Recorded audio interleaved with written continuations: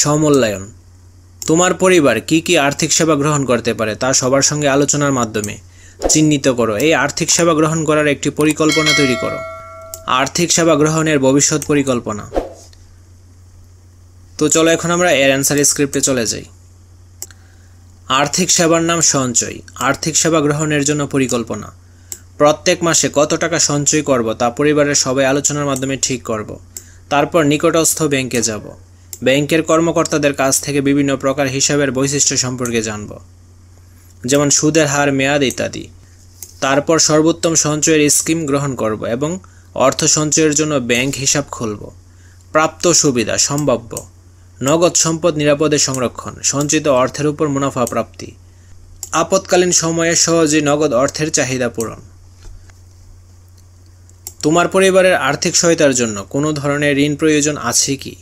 যদি থাকে সেক্ষেত্রে তুমি তোমার পরিবারকে কোন ধরনের ঋণ গ্রহণে পরামর্শ দিবে এবং ঋণের উক্ত ধরনটি তুমি বেছে নেওয়ার পিছনে কারণ কি? চলো এখন আমরা এর অ্যান্সারটাও দেখে নিই। হ্যাঁ, আমার পরিবারের আর্থিক সহায়তার জন্য ঋণের প্রয়োজন আছে। আমি আমার পরিবারকে নারী উদ্যোক্তা ঋণ নেওয়ার পরামর্শ দিব, কারণ আমার বড় বোন শিক্ষিত একজন নারী। তিনি একটি বুটিক হাউস দিতে চান, তাই তার ঋণের প্রয়োজন। বাংলাদেশ সরকার দেশের কর্মক্ষম ও সুবিধা বঞ্চিত নারীদের স্বাবলম্বী করে তোলার জন্য সহজ শর্তে নারী উদ্যোক্তা ঋণ দিয়ে থাকে।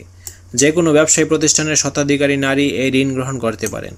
সেক্ষেত্রে আমার বড় বোনও নারী উদ্যোক্তা ঋণ প্রাপ্য হবেন, তাই আমি নারী উদ্যোক্তা ঋণ বেছে নিয়েছি। এই অধ্যায়ে আমরা যা যা করেছি প্রযোজ্য করে টিক চিহ্ন দাও। তো চলো এখন আমরা এর অ্যান্সারটাও দেখে নিই।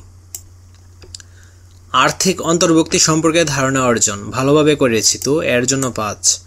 আমানত সেবা ও বিনিয়োগ সেবা সম্পর্কে ধারণা অর্জন ভালোভাবেই করেছি। ঋণ সেবা ও বীমা সেবার সাথে পরিচিতি লাভ ভালোভাবে করেছি।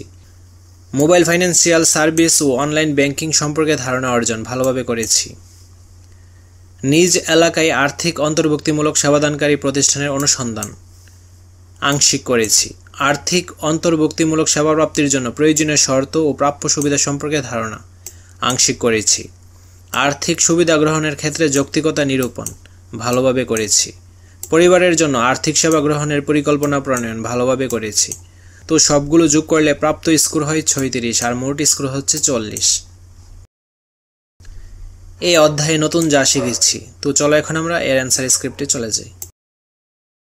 এই অধ্যায়ে নতুন যা শিখেছি। এই অধ্যায়ে আমি সঞ্চিত অর্থ নিরাপদে রাখার জন্য বিভিন্ন ব্যাংক হিসাব সম্পর্কে জেনেছি।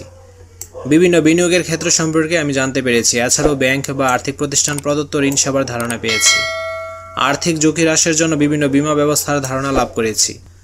তাৎক্ষণিকভাবে দ্রুত ও সহজে অর্থ স্থানান্তরের জন্য আধুনিক মোবাইল ফাইন্যান্সিয়াল সার্ভিস সম্পর্কে জ্ঞান অর্জন করেছি।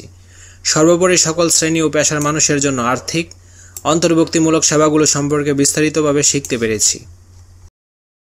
আজকের ক্লাসটি এই পর্যন্ত। পরবর্তী ক্লাসটি আমরা এই নতুন অভিজ্ঞতা থেকে শুরু করব। ধন্যবাদ সবাইকে।